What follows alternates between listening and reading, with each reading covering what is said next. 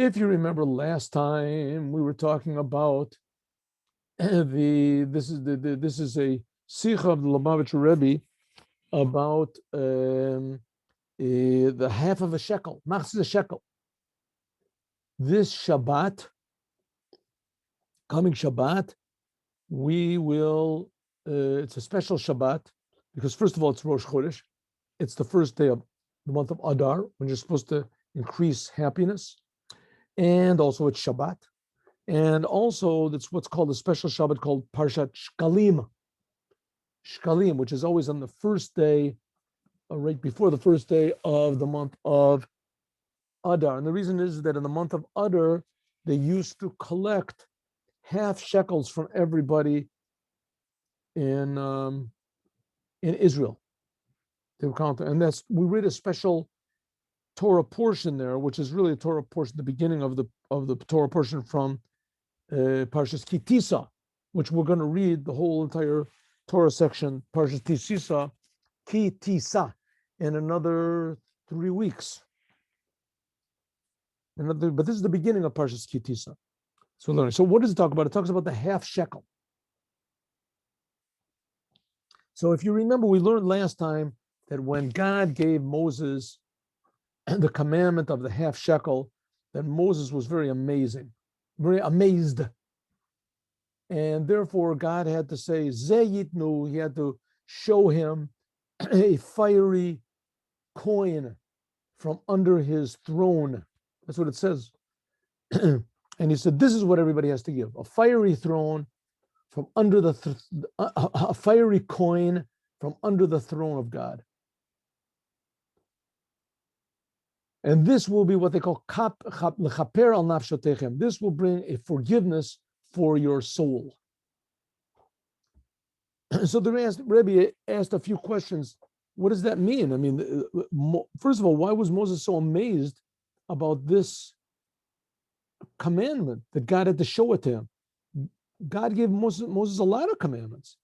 God didn't have to show him, tefillin, or show him mezuzah, show him all the other commandments. Why did God have to show him this commandment of the half of a shekel? This is the reason God had to show him this one more because Moses was very perplexed. It says in this commandment that tell the Jews and take this half of a shekel from everybody. It says that this commandment was lechaper al nafshotechem, to bring forgiveness to their souls. Forgiveness for what? For the sin of the golden calf. Now, the sin of the golden calf was like the worst sin you could possibly imagine, because first of all, it was idolatry. And what is idolatry? Idolatry basically is denying God, or denying the oneness of God, denying the power of God, denying the infinite being of God. So idolatry is a rebellion against God. They said, we don't want God, we want this golden calf. So that's a pretty bad sin, especially because everybody heard on Mount Sinai. This was only 40 days after Mount Sinai. Everybody heard in Mount Sinai, don't worship idols. It's the second of the 10 commandments. They all heard it. And nevertheless, 40 days later, they all did it. So this is, you can't really make up an excuse for a thing like that. And it says they worship, not everybody bowed down to the golden calf, but everybody worshiped to different varying degrees the golden calf. Shalom Yonatan. I'm sorry, we didn't have an afternoon class. We're going to give it now, the Sichos class. So you didn't miss anything. Okay, so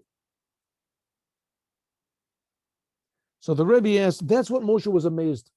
Moshe was amazed. How can it be that the Jewish people, everybody's going to give a half of a shekel, and this is going to bring forgiveness from the ultimate worst arch sin you can possibly imagine, namely the worshiping of the golden calf by the Jewish people. That you get forgiven by giving a half of a coin? That doesn't make any sense. So he says, God answered by giving a fiery coin from under his throne. So the Rebbe said, okay, that's pretty unique. You don't see that every day. But on the other hand, what does it have to do with bringing forgiveness from this terrible sin. A half of a shekel made of fire under the throne. What does it mean? What are we supposed to do? How are we supposed to get up to God's throne and get what does God want us to do? So shalom uvracha. Okay, here we go. So the Rebbe said, okay, maybe we can say that, you know what these half shekels were used for? These half shekels were used for the communal sacrifices. So maybe that. So, okay, listen, you can say that maybe and also these half shekels, that was charity. Charity is a very high holiday, a very, very high mitzvah, tremendously important. You give for your own self, for others. This is really good. And not only that, these coins were used for the communal sacrifices, but they were also used for the sockets that held up the tabernacle in the desert. That's pretty important. Those sockets there, they just held the whole thing up. So the Rebbe said, listen, all these things are good. The idea of the communal sacrifices and giving charity and these sockets that held up they're all really important. But those are the things that are important, not the giving of the money. With the money, they bought these things. But here it's saying this giving the money itself is a forgiveness if it's done with fire and if it's done from under the throne. So what does it mean? Okay, that's our question. So let's go. We're going to see also, this is a big connection also to Purim. We're going to see in a minute. The Dermonten Frier, like we said before, let's get this here. Like we said before, is Chet Avodah Zarah, the sin of idolatry, pirud from Elokus, namely being separate from God, denying God's oneness, praying to something other than God, or calling something else God, right? Say this person is God, this tree is God, this statue is God, this spirit is God. That's called idolatry. Therefore, muz mitzvahs machzeh shekel, therefore this commandment of giving this half shekel, der tikkun, oifen cheda ego, which is the correction, the reparation for the sin of the golden calf, zayin yanim achdus. The whole thing is unity. The true idea of the unity of God. That's what the Jewish people say, right? Shema Yisrael, Hashem Elokeinu, Hashem Echad. That God is one. What does it mean that God is one? We've talked about this a lot of times. What it means that God is one is that there is nothing except for God. God creates everything. Everything we see in the world, including all the spiritual levels, those are all creations of God. God is creating them all the time. There's nothing outside of God. Nothing outside of God's reality. But on the other hand, God is creating this. God's reality is, incomprehensible to us. We can't even comprehend the spiritual that God makes to comprehend God. So that's the idea of God's oneness. It's all one. Was fordert sich from a Yidden, this idea of the unity of God and believing in this unity, which is demanded from every single Jew, because in the end, that's what we're talking about. The Jews worship the golden calf. That's why it was so. The whole world depends on the Jews. A very interesting thing. The whole world depends on the Jews. Those people that say that there's a conspiracy, the Jews are the problem, the Jews are the trouble. Well, I mean, they're wrong. They're wrong the way they think. But the underlying principle is really true. The world really does depend on the Jews. It's not that the Jews have some sort of a plan to take over the world, or that they're tricking everybody, trying to get everybody's money or something like that. It doesn't make any difference there's no plan to take over the world. But the idea is exactly the opposite. When the Jews follow the plan, then the world is a beautiful place. The plan is the Torah. When the Jews don't follow the plan, and every man for himself, and they haven't got any sort of, unity whatsoever, the Jewish people, then that's when there's problems in the world. That's what causes the problems in the world. When there's no unity by the Jewish people, the Jewish people don't go according to the plan. God has this conspiracy to make the world a great place, a wonderful place that every human being should reveal all of his potential in a happy way, and there shouldn't be any more hatred or murder or the depression and confusion.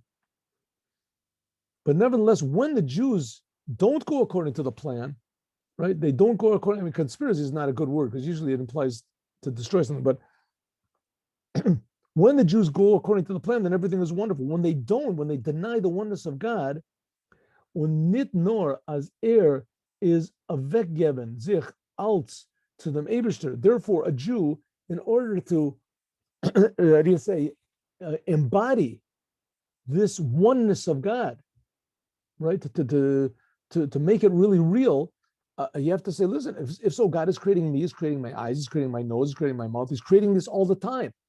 So I should devote everything that I have to Him. Das heißt, as is a Metzius und geht weg seine Sachen zum Eberster. That namely that I exist, but everything I have I'm giving to God. Nor noch mehr, and even more. As line is Kametzius nid, even greater, like the tzaddikim feel, that I really don't exist at all. I'm just a big miracle. God is creating me all the time from nothing. Incredible. Is nit more vira halbe zach. All I am at most is a half of a thing. What does it mean, half of a thing?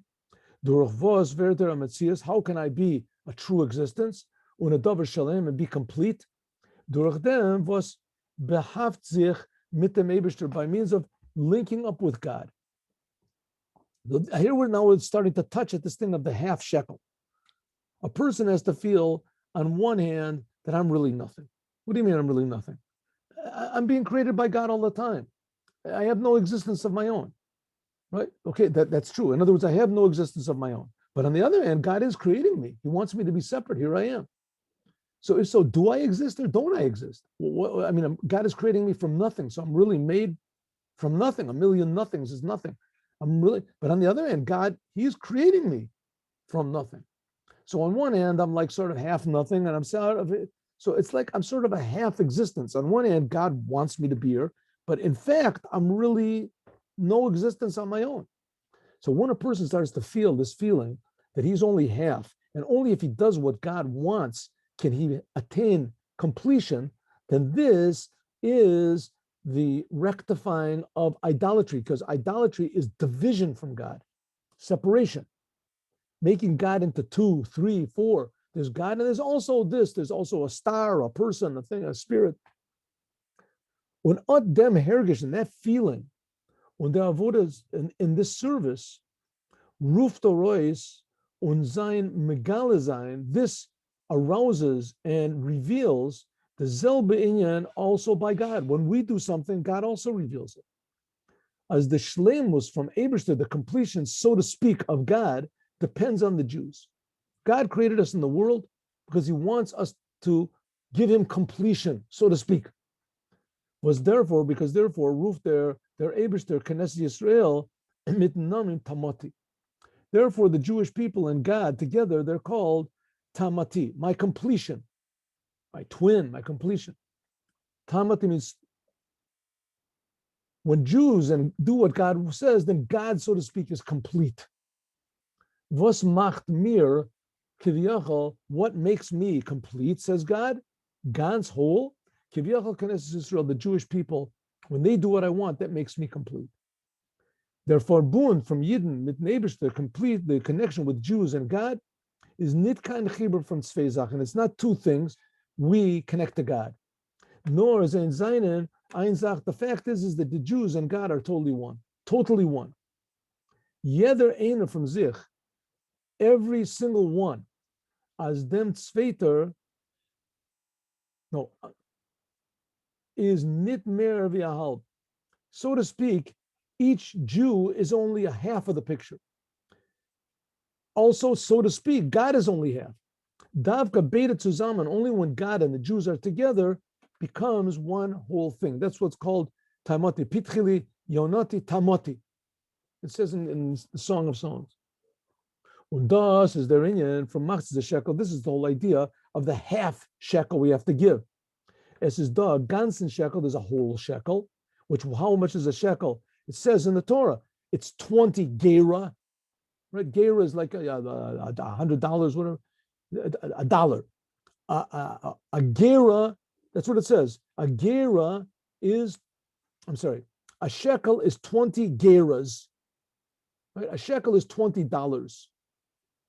Esrim gera shekel. And we have to give a coin which is only worth half of a shekel, 10 geras. Ayin and Eser gera, 10 geras. This is corresponds to what? The 10 powers of our soul. So again, what is a shekel? A shekel is 20 geras. It is obligated for every Jew to give a half of this. What's a half of this? 10 geras. Why doesn't the Torah just say give 10 geras? No, it says you have to give a half of 20. Half of a coin is 20. Okay, that means 10, but it also you have to remember this 10 is only half. What does the 10 correspond to? The 10 corresponds to what's called the 10 powers of the soul. This is in the 3rd chapter of the Tanya. What's there is oif given them Eberster, which this is the 10 that we give to God. When das is mamshech, and when we give these 10 powers of our soul to God, then this draws down the 10 powers from God, the 10 spheros, elyonos from God. That's the other half, so to speak, the other 10. Hagam is der Eberster steht doch nicht in kein shum sior, even though that God is not a form, he's not a half or a whole or 10. From deswegen, nevertheless, it signs that God lahava, because he loves the Jews so much, hat sich mit samsam given. He had, what do you want to say, contracted himself, limited himself, a rein gestellt in 10 spheros, and he put himself into what's called 10 sphero, 10 the aspects of godliness, facets of God. Was from them veren nishtalshel the eser kochos nefesh, that because God has this, how do you say, manifests himself, if you want to call it, in his 10 sphirot, the 10 aspects of God. This is called the mystery of faith. The 10 sphirot is because of this. It comes down to what it says, that the Jews are made in God's image. Ideally, really, it says that by every human being, made in God's image. Adam, Adamala Elyon, like it says, therefore man has 10 sphirot because it's corresponding, it's similar to God that also has 10 sphirot, 10 aspects of the soul. Zezayin and Bedugma, to the Eser Sphirot there, therefore the 10 aspects of the soul are similar to that's the lower man, is similar to the upper man. When the Beta on both of them, the 10 powers of and our soul, what do we say? Chachma, Bina, Das, the Chesed, Gevurah, Tiferes, this and the 10 Sphirot of God, seine nicht kein zwei besondere Sachen. They're not two separate things. Our 10 aspects and God's 10 aspects. Beta zusammen Zion, both of them together, they are the ganzen shekel HaKodesh. Put together, they make one shekel. The shekel is 20 geras, and we have to give 10, right? Esrim gera shekel, we have to give 10, a half of a shekel we have to give. Thus get, so one shekel is 20, and we have to give a half, that's 10. Had kein shlemus, and so to speak, without our 10 powers of our soul, that's corresponding to this 10 geras that we give, that God completes it with his 10 powers of godliness. That makes something complete. Okay, so what's going on over here? How is this fixing up the sin of the golden calf? Because the idea of the sin of the golden calf is when you divide godliness. You divide godliness. You interfere with the oneness of God. And this, how do you fix it up? By realizing I'm going to put my half back, that I separated, I'm going to put my half, I'm going to give it to God. And then God will add his half, right? My 10 shekels and God's 10 shekels, my 10 powers of my soul, God's 10 powers. This makes completion again. Then we'll be able to see the Creator in every aspect of creation. But one second, we didn't finish yet. It has to be the fire. What about the fire? What about under the throne of glory? Und das is the remez. That's what it means. What it says, machzis shekel. That's why it says it has to be from fire. Why does it have to be from fire? Half we know. Why does it have to be from fire? How is fire going to fix up the sin of the golden calf? their fire from the etzem and the shama, the fire from the essence of the Jewish soul, is their maisa and mitzvahs from machzeh shekel. This is when you do the commandment of the half of the shekel. This fire of the soul has to be in the commandment of giving this half shekel. Machzeh shekel, by the way, we still do this. It's not a commandment anymore, but there's a custom to do it on the mincha right before Tainit Esther. Right before Purim, I'm sorry. This was right before Purim. 1 second. This year, when does Purim come out this year? I didn't even look and see. Let me have a minute here. This year, Purim comes on a Friday. So we'll fast on Thursday. And right before Purim, that's when you give the half of the shekel. Right? On the mincha prayer of the fast of Esther. Thursday. It's going to be what? Another 2 weeks, huh? Another 2 weeks will be Purim.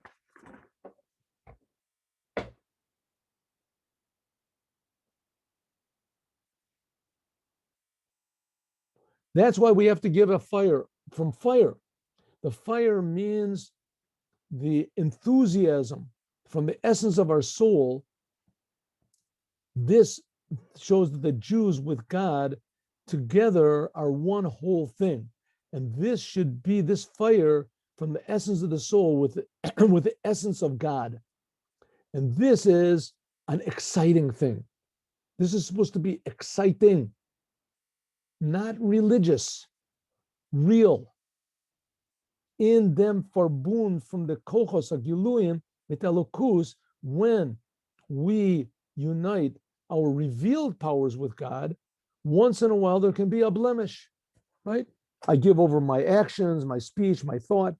When a Jew gives over the essence of his soul, well, the essence of a soul of a Jew is a whole different thing. It's very rarely revealed.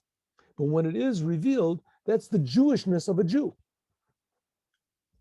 Behaft und vereinzigt mit dem Eibishter, then a Jew just wants to be one with God. Like it says, Chabuka v'davuka bach, clinging and unified to you.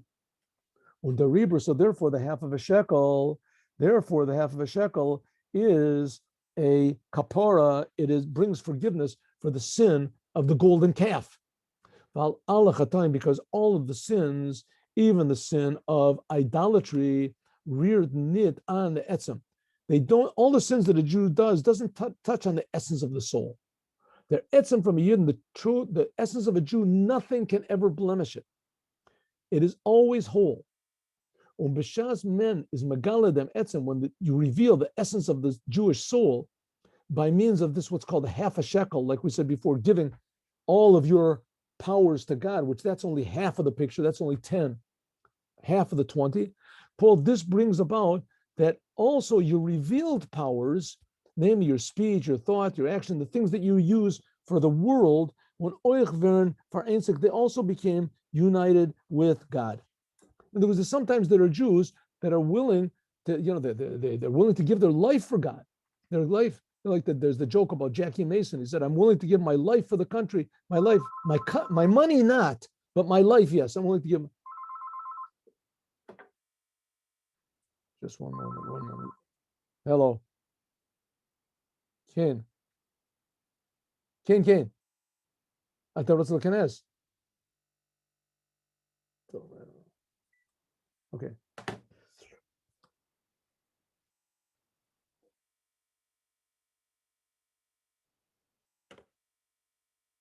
Okay. This is 1 second. Somebody has entered into my house.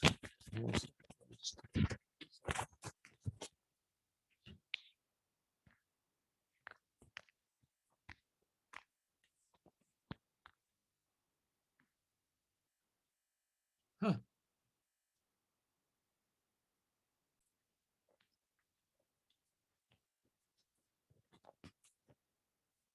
All right, here we have a very interesting this. Let's see where this goes to. A footnote. Here he says, in the Zohar, it says that the half a shekel, this is what negated the decree of Haman. If you look over in the Gemara, also in Megillah, the Gemara Megillah, it says that Haman gave 10 kikar kesef, 10,000 blocks of gold he gave to the king in order to destroy the Jews. And it says over there, there's a Tosfot that the 10,000 blocks of gold came out to be exactly the value of a half of a shekel for each and every Jew. Probably pretty big blocks of gold, but nevertheless half of the Jew. And it said that the half of a shekel that the Jewish people gave in the time of the Holy Temple, that they would give every year, in the time of the Holy Temple, that half of a shekel, that negated the evil decree of Haman, that he gave all these 10,000 blocks of gold in order to destroy the Jews. What's one got to do with the other? Well, he says, well, the reason that Haman was able to make this decree to destroy all the Jews was because all of the Jews bowed down to a little idol. It says that they all bowed down to Haman, and Haman hung this little idol, this little sort of statue around his neck, and all the Jews bowed down to it. This is before Mordecai took over, right? As soon as Mordecai inspired the Jews to be strong and to be brave, as they were all bowing down to Haman, they were doing what they did to live. What a big deal! You just bow down. It's such a big deal. They came along Mordecai and said, "Yeah, it's a big deal. We don't bow down to idols."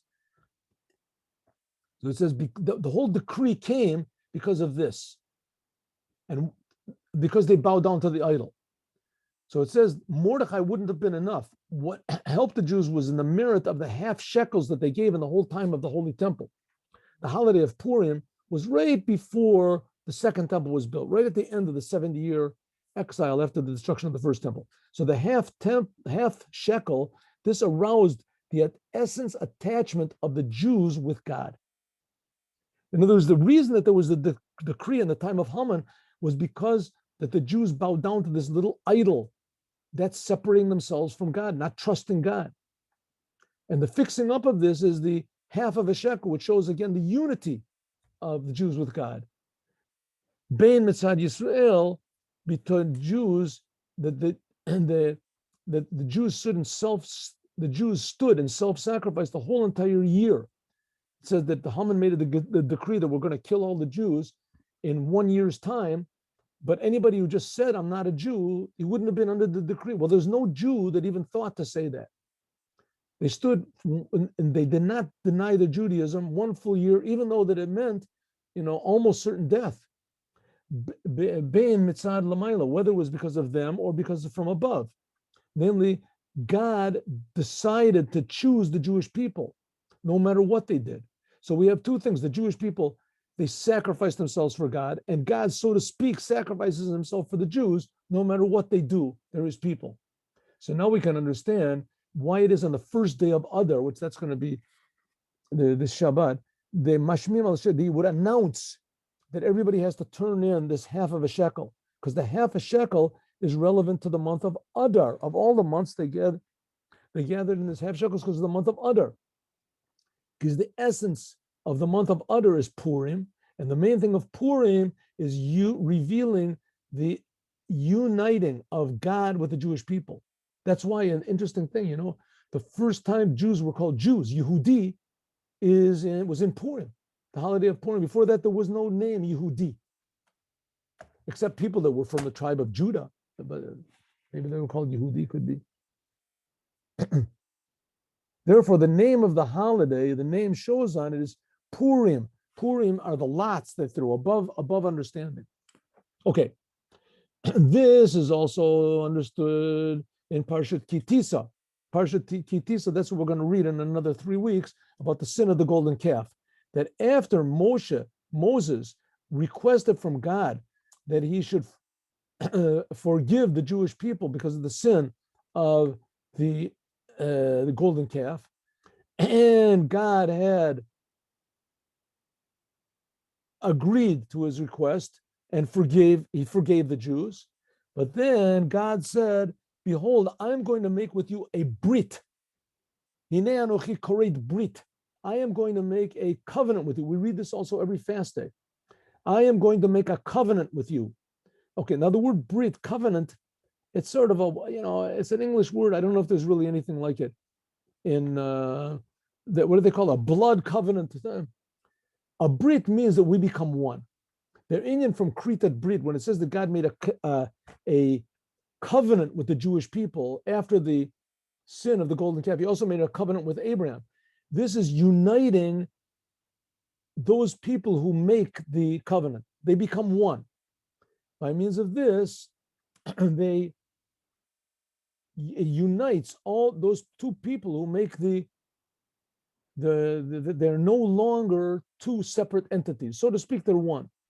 Wie men gefindt, like we can find also by Abraham. See what I think it's just one more here.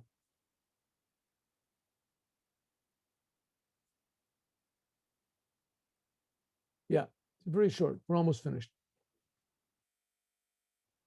Why? Like we find in the Brit Bein Abatarim, if you remember correctly, remember that Abraham had this weird experience where God appeared to him and he said, take these animals, a calf and etc., cut them in, slaughter them and cut them in two parts. Put one part to the left, one part to the right, and we are going to pass between the two of them, as to show that just like these animals are not whole, one half without the other half, so God said, me and you and your offspring are going to be whole.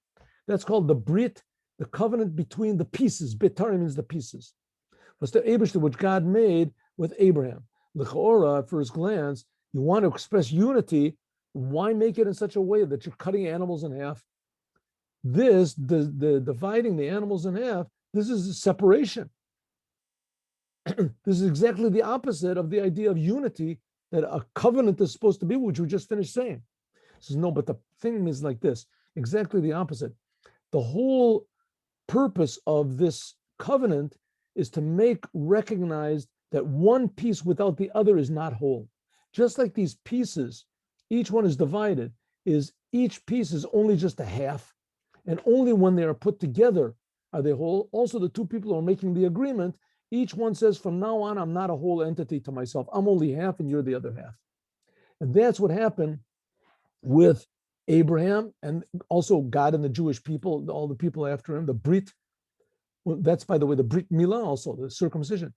That it's a sign of God's connection to the Jews and the Jews' inner connection to God. And this is the explanation, what it says, that God said to Moses as in Sheikhas mit der Kapora, regarding that the half shekel will be a forgiveness for the sin of the golden calf. Behold, I am going to make a brit from above. Hatmen megala gaven the amisis yichud, that God said, I am uniting, showing you the true unity with Jews and God.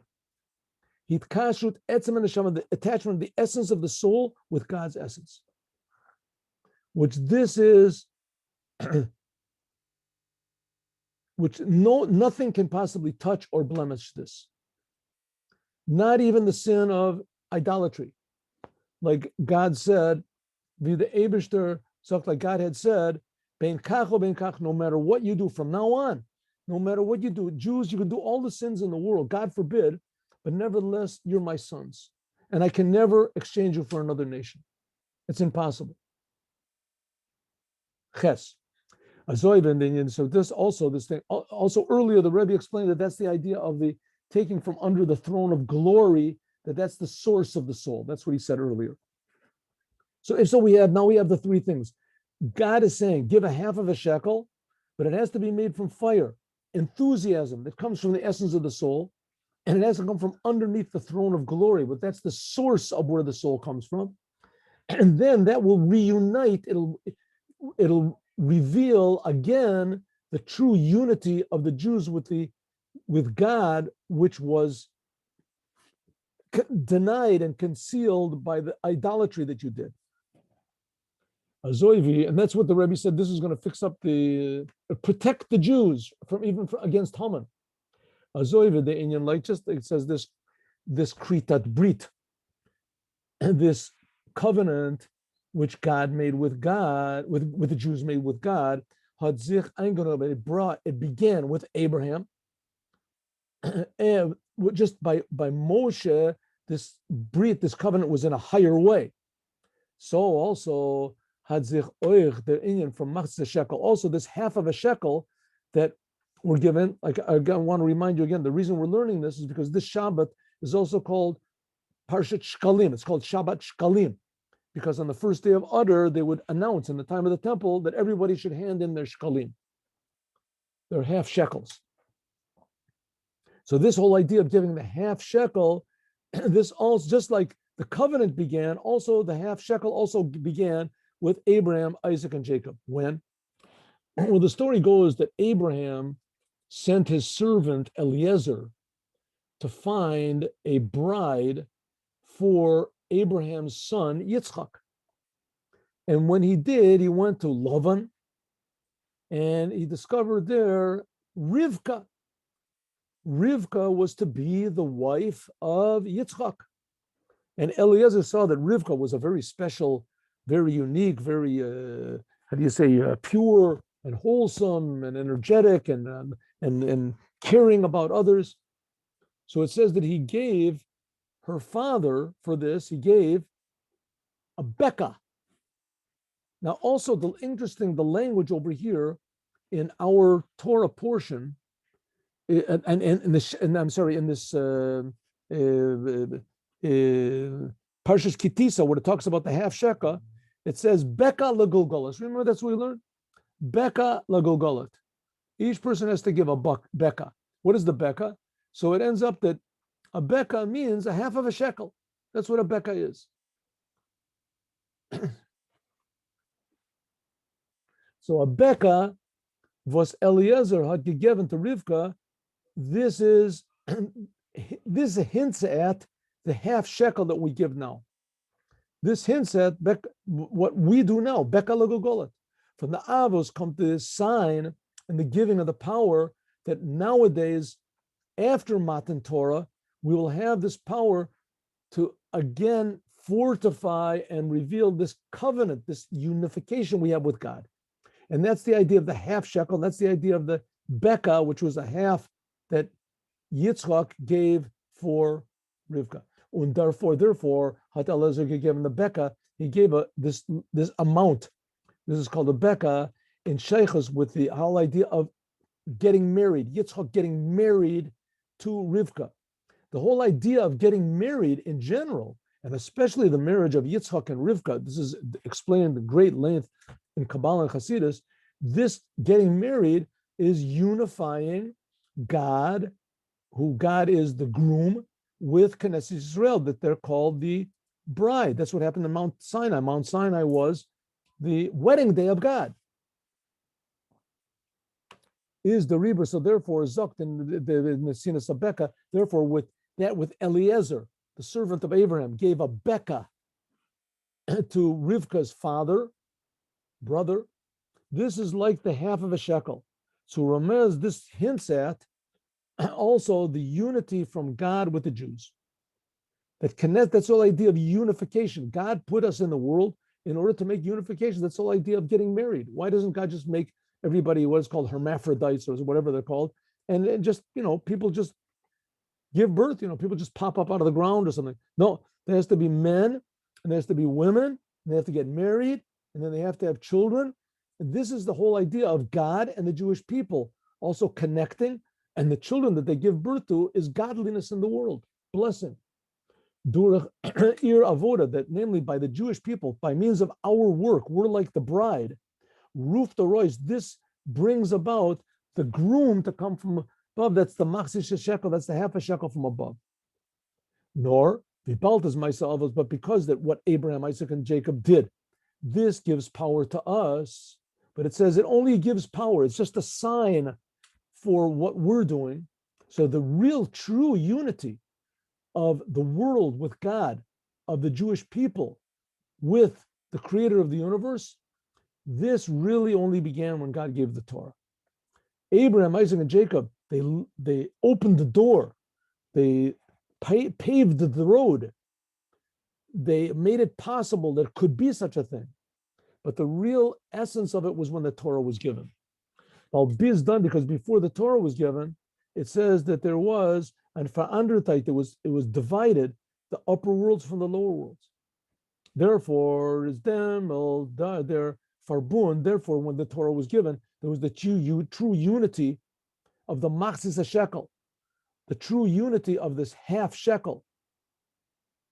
And all the commandments, nor in an open, in a way from